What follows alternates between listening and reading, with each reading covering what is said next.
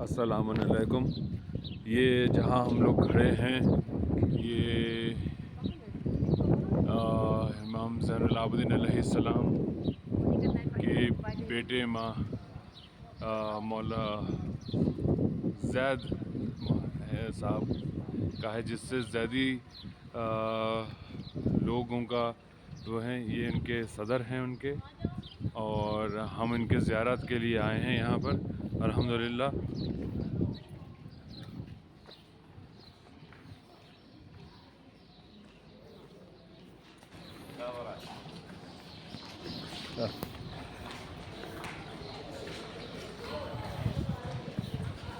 ماشاء اللہ، سبحان اللہ، کیا خوبصورتی ہے۔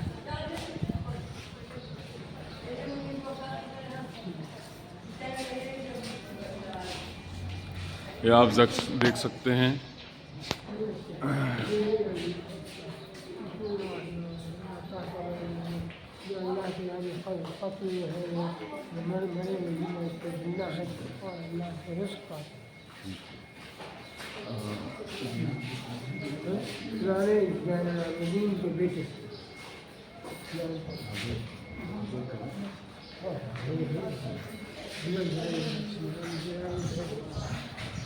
یہ حضرت زید علیہ السلام کا آپ یہ دیکھ سکتے ہیں، یہ مزار ہے، اور یہ آپ دیکھ سکتے ہیں۔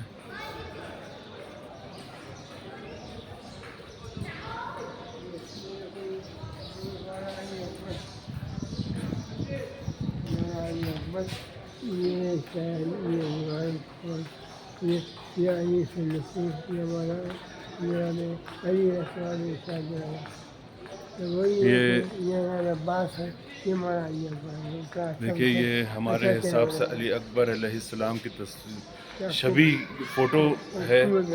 ہاں، آئیے۔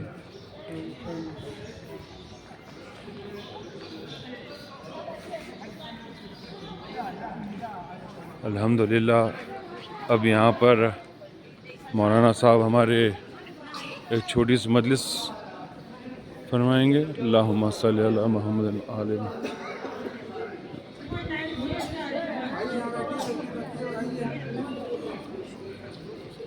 گڈو کہاں ہے؟ گڈو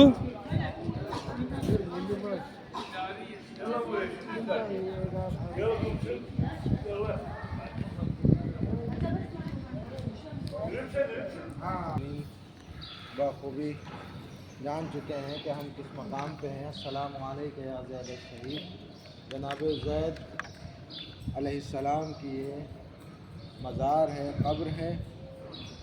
امام زین العابدین علیہ السلام کے فرزند جن سے زیدی سعادات آج دنیا بھر میں موجود ہیں۔ مولانا آفاق صاحب انشاءاللہ تعارف کریں گے اور بیان کریں گے آپ حضرات کی خدمت میں۔ میں مولانا کے استقبال میں چند شعر پیش کر رہا ہوں کہ روشن تھی روشنی سے زیادہ وہ ایک رات، جس رات کو چراغ بجھائے حسین نے۔ روشن تھی روشنی سے زیادہ وہ ایک رات، جس رات کو چراغ بجھائے حسین نے، اور آئے حبیب کرب و بلا کی زمیں پہ جب، قدموں میں آسمان بچھائے حسین نے، اور فرش عزا کے ساتھ بچھاتا ہوں جانماز، تہذیب یہ سکھائی عزائے حسین نے۔ پہلے بنایا لائق تعظیم پیاس کو، پھر حوصلے فرات کے ڈھائے حسین نے، پھر حوصلے فرات کے ڈھائے حسین نے۔ آپ مومنین ابھی مولا امیر المومنین کی زیارت سے آ رہے ہیں۔ آپ کا احساس انسان جب ایک بچہ اپنے باپ سے رخصت ہوتا ہے تو اس کی کیا کیفیت ہوتی ہے۔ بہرحال اگر کہیں کوئی کوتاہی ہم سے رہ گئی ہو تو ہم دعا کریں گے کہ مولا اس کوتاہی کو ہماری معاف کرے۔ اب ہم کربلا پہنچیں گے انشاءاللہ تو بالکل اس طریقے سے پہنچیں گے جس طریقے سے امام چاہتے ہیں کہ ہمارا چاہنے والا کربلا آئے۔ فعلاً گزارش ہے مولانا آفاق عالم صاحب قبلہ سے کہ وہ جناب زید علیہ السلام کے سلسلے سے فضائل و مصائب بیان کریں۔ آپ حضرات ان کے استقبال میں بلند تر صلوات ارشاد کریں۔ اللہم صل علی محمد و آل محمد. رحم اللہ من قرأ الفاتحہ.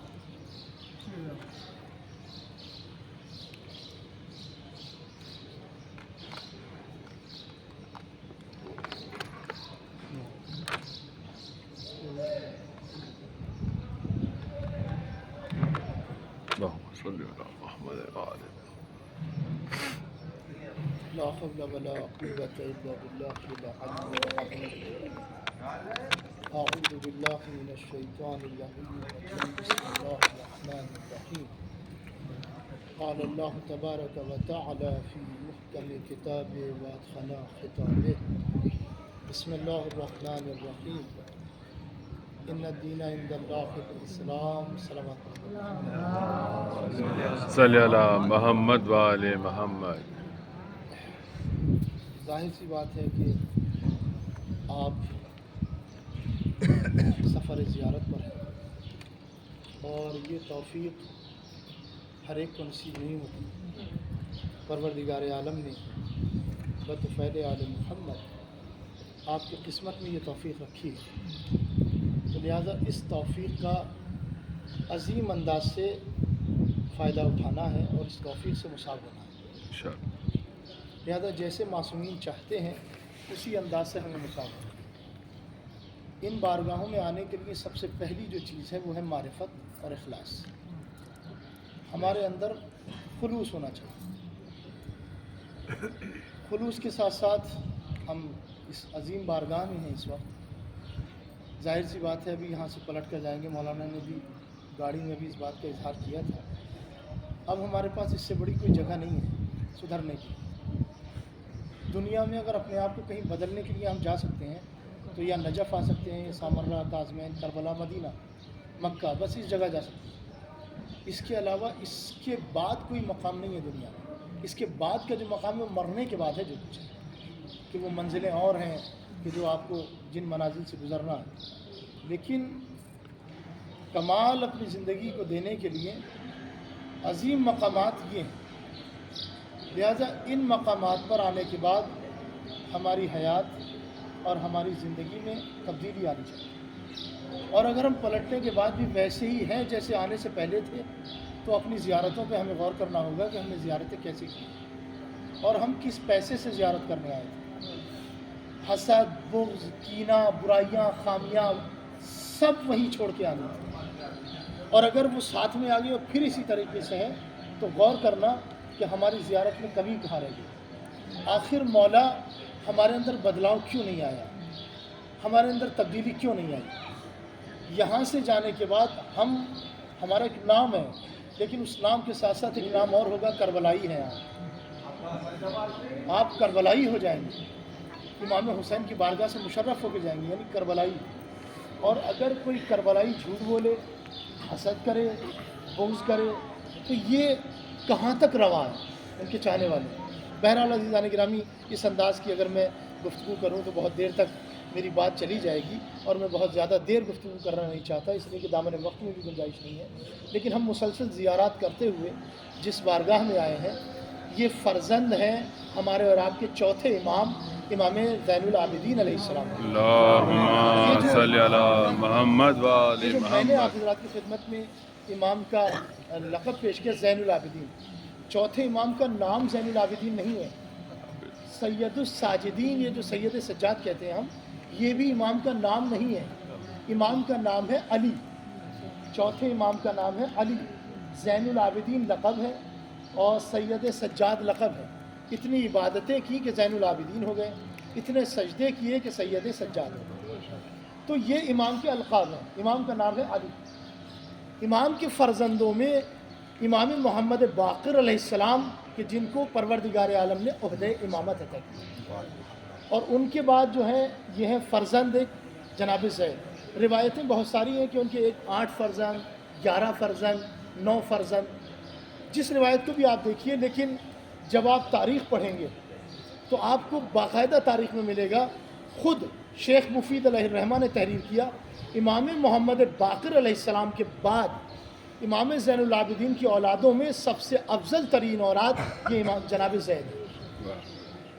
امام محمد باقر علیہ السلام کے بعد سب سے افضل ترین یہ جناب زید ہے.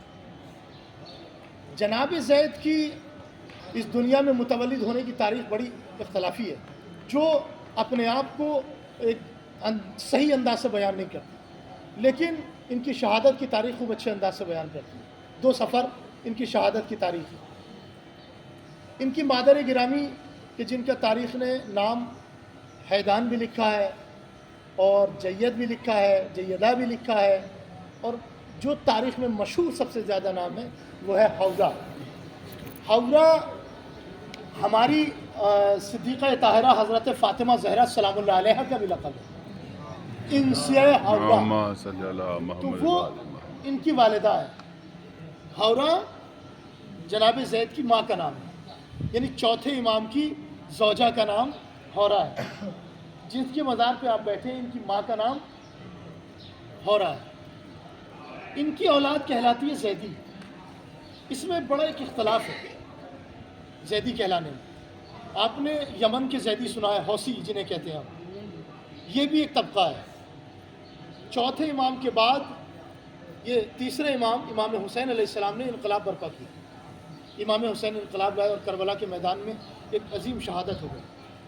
یہ جو یمن کے حوثی ہیں یہ امام حسین علیہ السلام کو امام مانتے ہیں، امام علی علیہ السلام کو امام مانتے ہیں، امام حسن علیہ السلام کو امام مانتے ہیں، لیکن یہ چوتھے امام علیہ السلام تک پہنچتے ہیں، لیکن پھر امام محمد باقر علیہ السلام کو امام نہیں مانتے.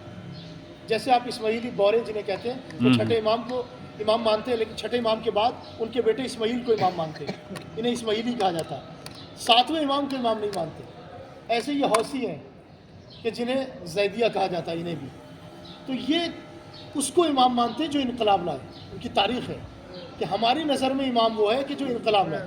تو امام حسین علیہ السلام انقلاب لائے، لہذا وہ امام ہے. امام زین العابدین علیہ السلام اس انقلاب میں شریک رہے، اس لیے تسلیم کرتے ہیں کہ یہ امام ہے. لیکن امام محمد باقر علیہ السلام خاموش رہے، اس لیے یہ امام نہیں مانتے. جناب زید نے قیام کیا، جناب زید کھڑے ہوئے. جناب زید کے قیام کا ایک مقصد یہ تھا کہ جو بہت سارے لکھے ہوئے قیام کیا کہ یہ جو بنی امیہ کی حکومت ہے یہ بنی ہاشم کی حکومت میں تبدیل ہو جائے. اس لیے جناب زید نے قیام کیا کہ یہ بنی امیہ کی حکومت بنی ہاشم کی حکومت میں تبدیل ہو جائے. دوسرا مقصد یہ تھا کہ یہ کربلا میں ہمارے گھر کے فرزند افراد کو مار چکے ہیں، لہٰذا ہمیں ان کے خون کا انتقام لینا. یہ سوچ کے جناب زید نے ایک لشکر تیار کیا اور لشکر کر کے اٹھے، لشکر لے کے اٹھے اور انہوں نے قیام کیا.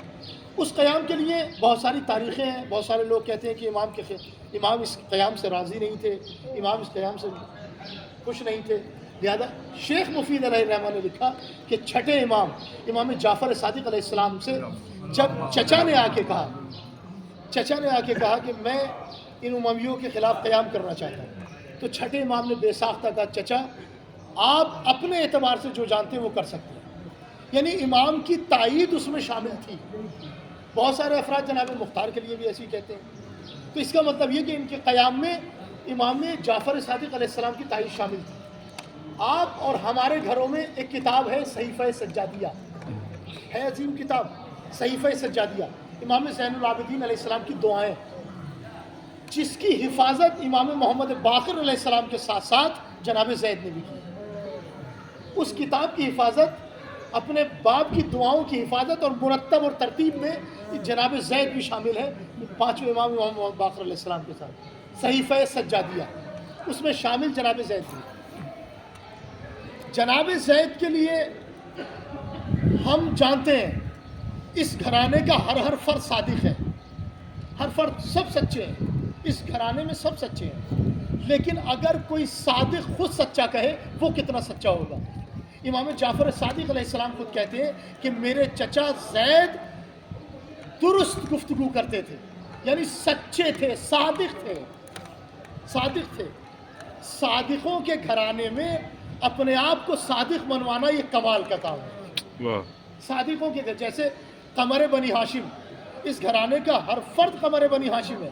عقیلہ بنی ہاشم شہزادی زینب کو کہا جاتا ہے. اس گھرانے کی ہر خاتون عقیل ہے بنی ہاشم ہے، لیکن کس منزل پہ آ کے اپنے کردار سے، اپنے سیرت سے قمر بنی ہاشم کہلانا، بنی ہاشموں کے درمیان، قمروں کے درمیان، یہ جناب عباس کا کمال ہے۔ ایسے ہی جناب زید کا کمال ہے کہ صادقوں کے درمیان اپنے آپ کو صادق کہلائے۔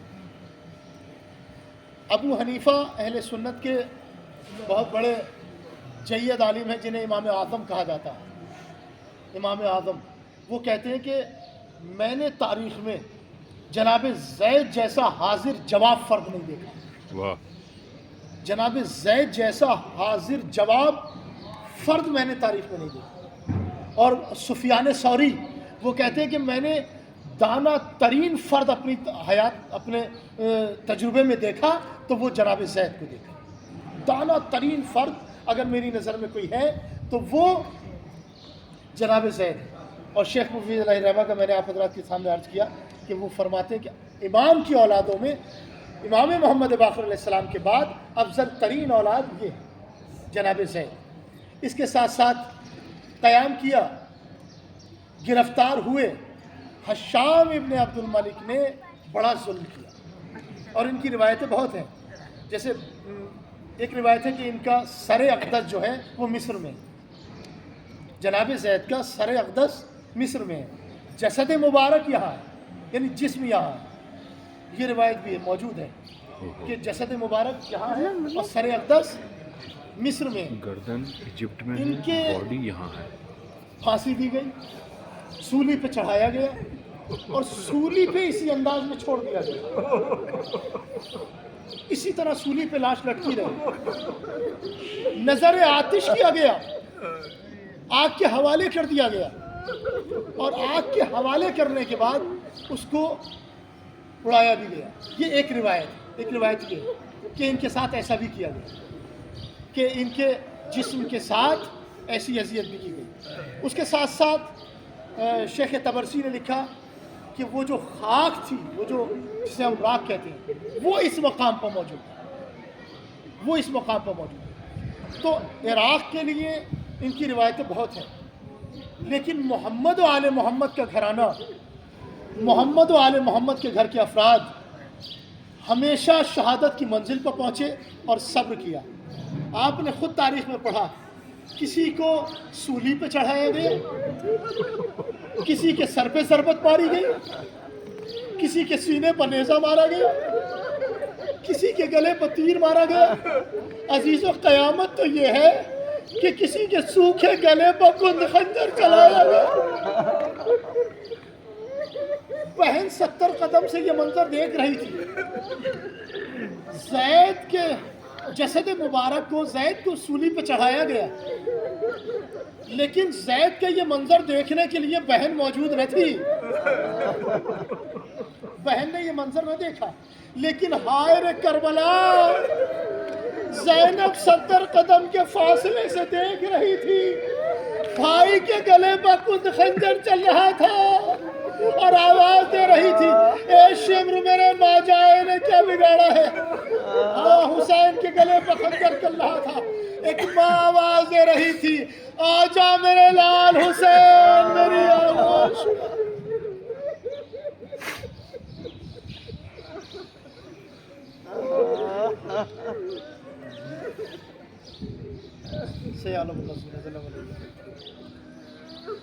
بسم اللہ الرحمن الرحیم۔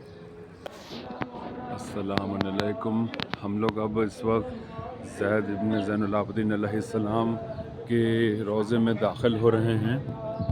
اللہم صلی علی محمد، اے محمد،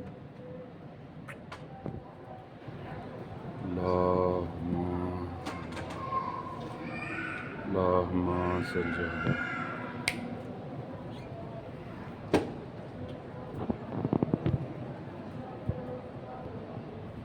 آپ نے دیکھیے زید ابن ابی زین العابدین علیہ السلام کا یہ روضہ ہے۔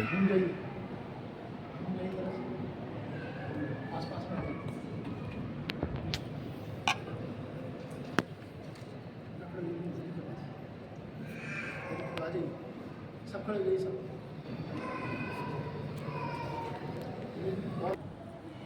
یہ آپ دیکھ سکتے ہیں حضرت زید کی بہت خوبصورت زری ہے اور الحمدللہ اوپر سب کچھ خوبصورت ہے. ابھی انڈر کنسٹرکشن ہے. انشاءاللہ دعا کریے گا کہ پھر سے جلد مکمل ہو جائے اور پھر انشاءاللہ آئیں. آمین ثم آمین الہ رب العالمین. ٹھیک ہے اب اجازت لیتے ہیں، تب تک کے لیے خدا حافظ.